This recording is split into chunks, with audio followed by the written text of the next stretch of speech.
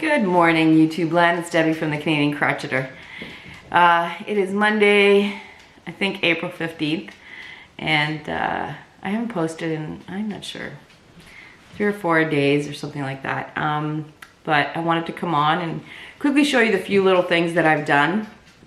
I want to try to make the videos shorter so that you can pop in, say hey, and then, you know, go off on your merry way.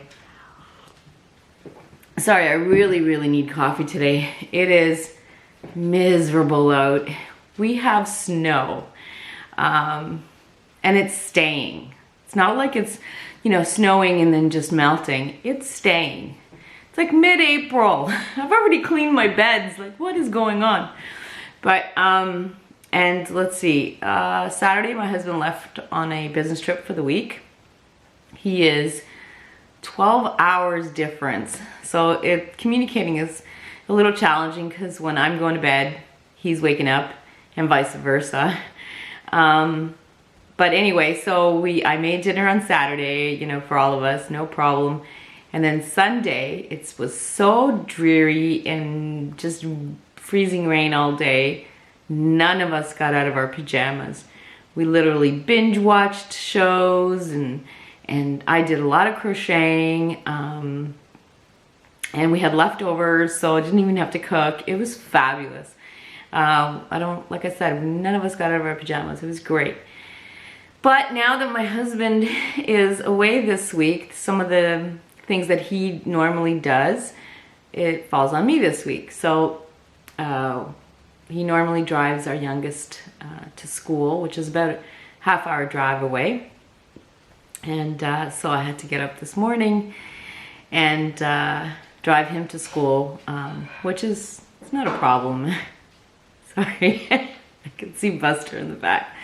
Anyway, but it just means getting up earlier and not that I have to get up earlier, just getting up and moving earlier. I'm an early riser anyway, but I don't really do a lot like for the first hour. I usually just, you know, get up, and because I'm crabby in the morning, so I make sure I'm up an hour before anybody else in the house, just so that my mood doesn't affect anybody else. So I got up at the same time. It's just that I had to get moving faster or earlier, and so that I could drive him to school. And I did that, came back, literally 10 minutes later, had to drive my mom to, she's going away for 3 months. And so she needs to go get her hair done. So she's over there now getting her hair done. Came back home and getting ready. Oh, I'm gonna mail Sonia's last package from the giveaway that she won. So I'm gonna be mailing off the May Canadian Crocheter surprise mailer bag. So that, I gotta run to the post office to do that. So anyway, I've been going since it is now, I guess, 9:30 in the morning, and I haven't stopped. So, need my coffee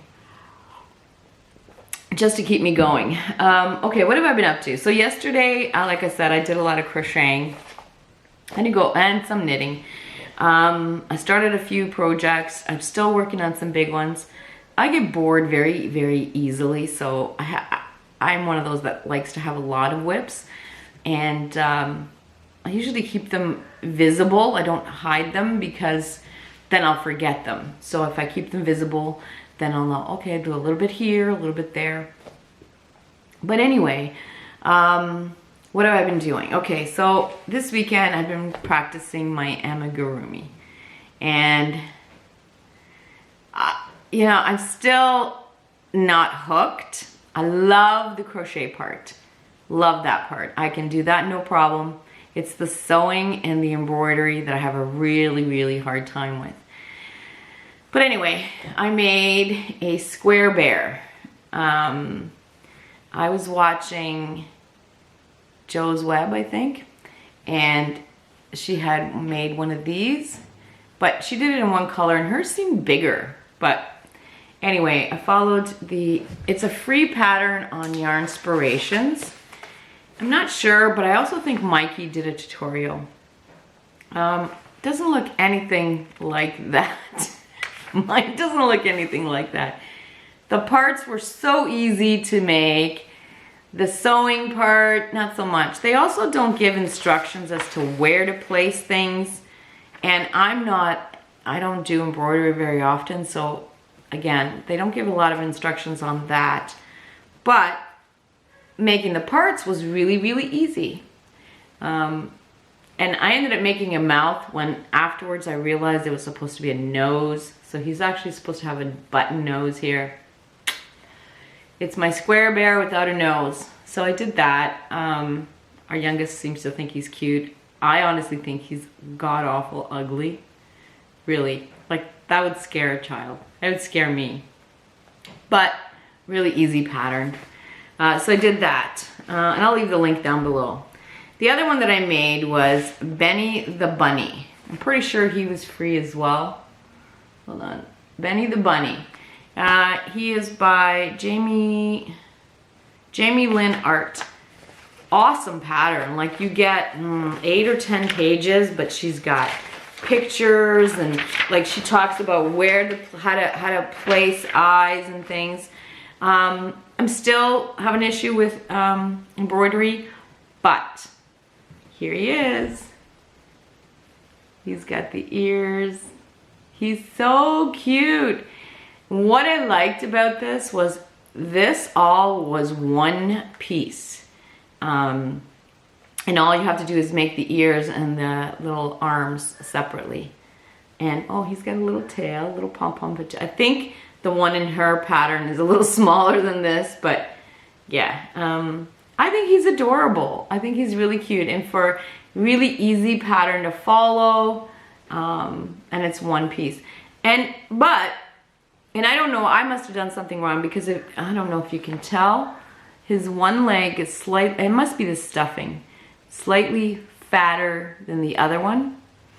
But the stitch count is even, so I think it's just my stuffing skills. I need to practice my stuffing skills. Anyway, I'm pleased with him. And again, I'm on the fence with amigurumi only because I enjoy the process of crocheting, but I do not enjoy the sewing. So I'll keep plugging away. Every once in a while I'll find a pattern that I like and I'll try it and just go. Anyway, he's cute. I think he's cute. And it was made with scrap yarn, so I don't know. Same with the square bear. And then the other thing that I finished, I started this a while ago, and this, now it's the Largo Wrap by Hannah at the Cozy Cottage Crochet. It is a paid for pattern, but I loved it. So how I started, this was I guess about a month ago. I was watching Kris Bragg's video, and I'll leave a link for her too. And she got some of this Eco Fusion yarn. Hold on. Come on, focus. There we go. Okay, sorry about that. By Nurturing Fibers. And this is bamboo cotton. 50% bamboo and 50% cotton. Yeah. Anyway, I had this in my stash a year. I think it was like 8 or 9 50-gram balls of this. Never knew what to do with it. It is very soft. Now this is what I have left. I don't know if you can see. Come on. I hate this lighting. It's kind of crinkly looking. I love that. I loved it. I love the idea. Kind of gives it a rustic look, but definitely not a rustic feel. This is buttery soft. Anyway, loved it so much, and just didn't know what to do with it. And then I saw her, she got some of this yarn. I'm like, hey, I got some of that. I'm gonna make the wrap, because I've also had the wrap or the pattern for a while. So I did it. And also, I was watching Nicole at Yarnspirations. She's doing the same pattern. Anyway, this is not blocked, and it's not quite as long or as big as Hannah's pattern, but I just kept going until I ran out of the yarn, which is this. It is so summery and so wonderful.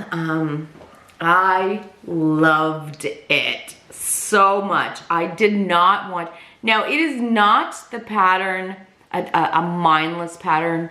Can't binge watch anything because you really do have to watch your rows, but it's a 4-row repeat. And by the time I got about halfway, I just remembered. By looking at the stitches, I knew what came next. And I loved it. I didn't want the pattern to end. I wanted more of this yarn to keep going and going and going. I loved it. And so this will be awesome. I think it's, I love it. I absolutely love this pattern, and but she was using fingering weight, and I don't know what weight this is. It does not specify on here. This is just vanilla. It says to use 3.5 millimeter needle.